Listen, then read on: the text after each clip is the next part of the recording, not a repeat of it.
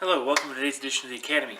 Now, this week we're going to wrap up our discussion of Chapter 2 of the military manual, the Infantry, Rifle, Platoon, and Squad. Okay, now, we've been talking about threat engagement and principles of attack, and there have been pretty, general themes we've been touching on. Today we're going to hit the end of this chapter, and they just cover some special topics that are kind of just a smattering of concepts. And I want to pick apart some of these because there's some value to a few of these here. Okay, now the very first one we're going to be talking about is what they're titling Chapter 2, Section 18 as minimize friendly exposure or protection. And it's like, duh, okay, well, you're going to find a lot of these are kind of duh, but if you really dive into the details, I think there's some kernels of wisdom we can pull out. So, let's take a look at the two sentences within this section I really want to pay attention to here. Units increase their survivability by exposing themselves to the enemy only when necessary to engage him with effective fire. Infantry units minimize their exposure by constantly seeking available cover, attempting to engage the enemy from the flank, remaining dispersed, and firing from multiple positions, and limiting engagement exposure times. Okay, a few different concepts there. Let's pick out a couple of them. One of the things that you're often going to run into is rule systems that incorporate some sort of line of sight rule. So if you can't see it, you can't shoot it. And what we want to do there is keep our units completely out of line of sight of the enemy until you can maneuver that unit into effective shooting position. What that will do is allow you to get the maximum number of shots downrange onto that target. Now, this doesn't mean necessarily let them get close to you, but it does mean make sure that when you do expose your unit, you've exposed as much of the unit as possible to get shots. You don't want to move your unit of, let's just say 10 guys, and only 4 of them can shoot, because now the entire unit can be shot at. You don't want to be able to do that. You want to wait till you can move out and get 8, 9, all 10 of your guys visible so they can fire down range. That's what you're trying to look for. Again, making sure that unit is using the weapons best suited for the target it's shooting at. So you're not going to pull out your infantry unit away from cover, fire its rifles against a tank. That's stupid. Similarly, you don't want to bring out your anti-tank rocket to fire at an infantry squad, because again, that's a waste. It just exposes you to fire. It's ineffective, so you're not trading off best. So make sure when you do expose your unit, you expose the maximum number of models that can fire, and firing an effective weapon system against its intended target. That's one of the keys. Now, a couple other elements of this particular paragraph are as follows.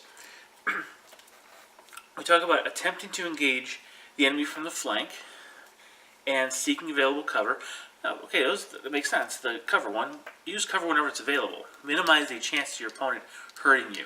Some systems make it harder for your opponent to hit. Some systems increase the chances of you surviving a hit, so it depends. But take advantage of the cover. Don't move them out in the open. Move them into cover, as long as they can all get the shots on you, right? Or on the opponent. But this whole concept of flanking the enemy, and usually we think of it almost theatrically, because a lot of rule systems don't enable you to maximize the impact of a flanking move. Either because they don't really the rules don't allow it very well, or the rules just kind of are too general to really allow that. But there are some systems out there that actually, where this makes a lot of sense. Some rule systems actually give the opponent a penalty for shooting through their own units to get to you. Maybe a reduced chance of hitting, or again, increased survivability. So if you come in a flank, they're most likely going to have to shoot through their units to get to you, making it harder to hit you. In some systems, you can't trace a line of sight through your own units. So sometimes you have to make sure there's a certain gap between your unit and the target with a line of fire. So flanking really shrinks down the number of weapon systems the enemy can bring to bear on your outflanking units. So if you have that opportunity, you want to come in from the side and pay very close attention to the position so that you can minimize the number of return shots coming at you and engage, again, the target that is best suited to be engaged by the weapon systems you have. The next thing is firing from multiple positions and remaining dispersed. Two different related aspects. So here's what I'm going to look at. First, let's talk about remaining dispersed. Now, within the unit itself and within the units, or among the units, you want to keep the units far enough apart so that any area of effect weapons won't engage more than one unit. You want to keep individual members of a unit far enough apart to, again, minimize the area of effect weapon effect. Some systems still use templates, others don't. But when it does use a template, spacing matters. So you want to disperse your units and your models so that to minimize the number of models that would be caught within a blast radius. It's very important. Now, another aspect of this blast radius thing is think about the weapon systems that can be brought to bear on you. There are some, especially in the fantasy and sci-fi space, there are weapon systems that not only affect a unit, but affect units within a certain distance of either the target unit or the firing unit.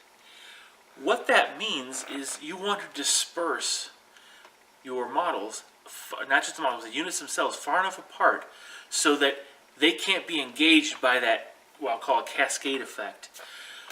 Another opportunity to take advantage of this is avoiding exploding vehicles that are destroyed. Some rule systems include an exploding rule that basically causes models within a certain radius of the exploding vehicle, or exploding whatever, to be damaged. So again, disperse your units. Keep them far enough apart and far enough away from each other so that when a vehicle or one of the units is destroyed, it can't do damage to the ones next to it.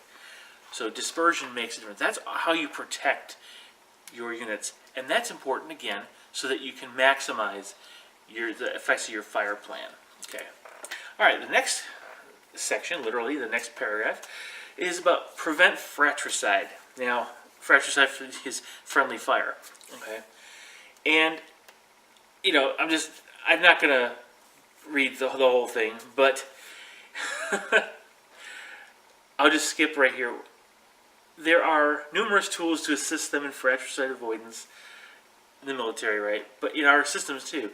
By monitoring unit locations, leaders of all levels can ensure that they know the precise location of their own and other elements and can control the fires accordingly. Infantry leaders must know the location of each squad. So, why is this important? In a friendly fire scenario, some rule systems actually incorporate a friendly fire mechanic. So if you can keep your units, you're always aware of where your units are in relation to whatever the triggers are in that mechanic, you're less likely to inflict friendly fire on yourself. Friendly fire can come in several forms. It can come from one of your own vehicles exploding and hurting yourself, your own guys. So obviously there again, distance between units, you have to monitor that. It could be stray artillery strikes. It could be misguided air support. It could be literally your unit shoots at your own unit. There are different ways that can happen in different game systems, and I won't go into all the variations. But what you need to do is always be aware of either what weapon systems you have that could inflict unwanted casualties on your own units, and think about what abilities your opponent's army has that might induce you to fire on your own units. For some of you who may be unfamiliar, I'll use 40K as an example, there are psyker abilities that will allow you to pick an enemy unit and control that unit for a turn, for the next phase, for example. Now, you can turn around and shoot at the nearest unit, especially that unit happens to be a leader, a character. You can really maximize that and inflict friendly fire on your opponent through that special ability. And that's something that your opponent needs to be aware of then. So that may mean that you're going to have to ensure that you deal with that threat appropriately, or you space, if there's rules for about distance, limits in the ability based on distance, you want to make sure you keep your units far enough away from either the trigger or the effective range of the effect, right? And that's what you're trying to do here, to be aware of all unit positions relative to the different friendly fire rules or effects that are available in the game that you're playing. Okay? All right, next one. And I love this one because I particularly like scenarios that really throw a curveball at you. And what better curveball than a very common thing in the real battlefield, limited visibility. Okay. A couple of paragraphs later, it's plan for limited visibility conditions. Dense fog, rain, heavy smoke, blowing sand. The enemy's use of smoke may significantly reduce the leader's ability to control direct fires of his platoon. I don't know how many games I've played where fog has been an issue, where we had night fighting rules, limiting the range you can engage. And one of my favorites is using my light mortars in bolt action to lay down smoke. I'm still getting the hang of that. It's not as effective as I want it to be. There's got to be a better way to do it, but that really does disrupt sometimes your own fire plan, but hopefully the opponent's. So think about how your fire plan will be impacted by limited visibility. So let's think of a couple possibilities here. So usually indirect fire doesn't need line of sight. So you can include indirect fire, usually supporting fire, unless your infantry squad happens to have indirect fire weapons. You can use that to maintain pressure on your opponent even in limited visibility scenarios. So always include that aspect and think of that in your fire plan.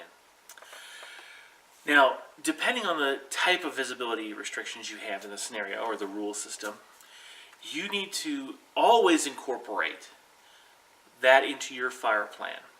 So remember that your weapons have a maximum range, an effective range, and what have you, but there's also an impact based on visibility. So think of how that weapon system would look if the max range was shortened.